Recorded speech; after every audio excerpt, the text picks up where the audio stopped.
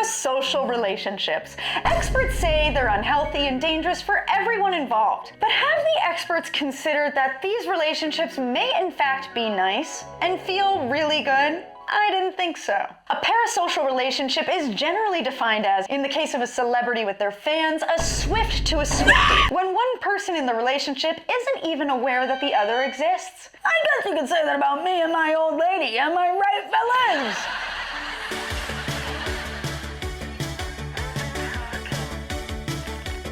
I love my parasocial relationships.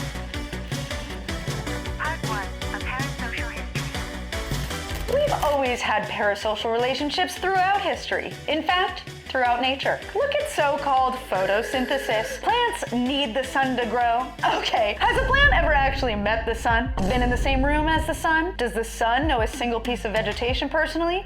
I doubt it. And yet these plants will keep on growing toward the sun until she has a meltdown on Instagram Live telling the plants to back the fuck off. What was my point? That parasocial relationships are not only natural, they're in God's plan for me personally. The people in power have always needed a little bit of the parasocial too. If I'm a medieval king, I don't have time to be learning everyone's poor ass name. I need to be getting my freak on with my biological cousins. So I get some sick portraits done, parade around a bit, and get all the peasants thinking they're my mate. All of a sudden, they're willing to die in battle for me.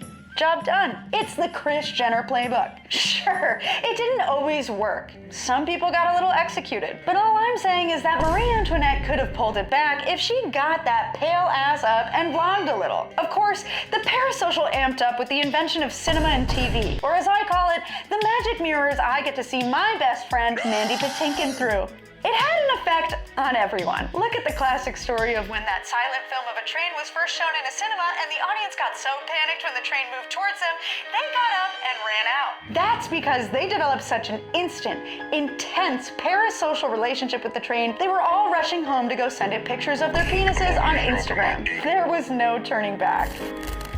Part 2. Today's parasocial relationships. From the Beatles to Taylor Swift to household name Mandy Patinkin, you can't have fame in the modern world without parasocial relationships. Think of the strong women that raised us on the Wattpad forums with their One Direction hashtag imagines. It wasn't delusional, it was headcanon. And I don't care if that sounds worse. Boomers think parasocial relationships are silly Gen Z teen things. But you remember how deeply your parents took it when Tom Hanks got COVID? When Will Smith did the slap at the Oscars? And those motherfuckers can't even sing. Not like my good friend Mandy Patinkin. Unfortunately, society's attempts to make us view celebrities like real human beings have only made things worse. Look at podcasts. Sometimes I'm in bed and I'm like, bruv, I need to brush my teeth. I'm not being skanky. Never ever in my life had that thought. The feeble-minded make the simple mistake of becoming emotionally attached to podcast hosts. Like when they're listening to an episode, it's a group call that you can't quite join in on. I would never fall into that trap. Even with, say, a dream fantasy podcast like God Tier. I'm talking, well, imagine Ira Glass with, okay, bear with me, Dax Shepard. Can you imagine the witty repartee between those fellas? Huh? Hang on. I'm getting word this already exists? You're telling me that Kristen Bell's hubby got to talking with America's liberal uncle, and they talk about why Ira is drawn to monogamy, and Ira can't decide if he likes Kristen or Dax more? And I haven't heard it? Oh my God. You just get it, Dax, you goof. Ira, save some for NPR, big guy. Okay, what the heck? Oh, I love you guys. Okay, maybe I can also get sucked in sometimes. I may be dead inside.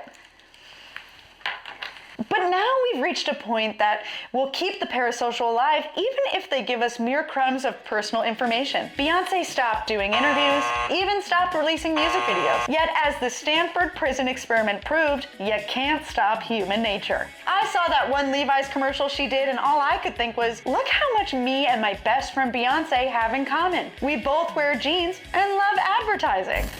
Part 3. Take your parasocial relationship to the next level.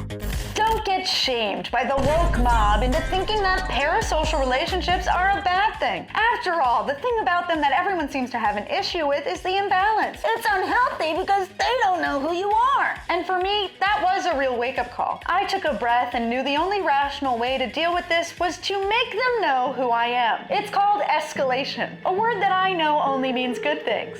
Here's a few tips to turn that parasocial social. Firstly, become a reply guy. Get in the comments and reply to everything they post and address it to them personally. Make sure not to just stick to compliments. Real friends would offer criticisms of their work and body shape too. Secondly, take it to the DM. They might be too shy to respond to your amazing comment in front of everyone. So repeat it somewhere everyone feels comfortable. In privacy, why not throw in a photo of your junk? It's a show of vulnerability. A hand across the aisle, if you will. And of course, the third step, live in the walls like the 2016 classic The Boy, starring Maggie from The Walking Dead. I'm still figuring out the logistics, but if I could get Mandy Patinkin in a The Boy type scenario, we could really get something really good going.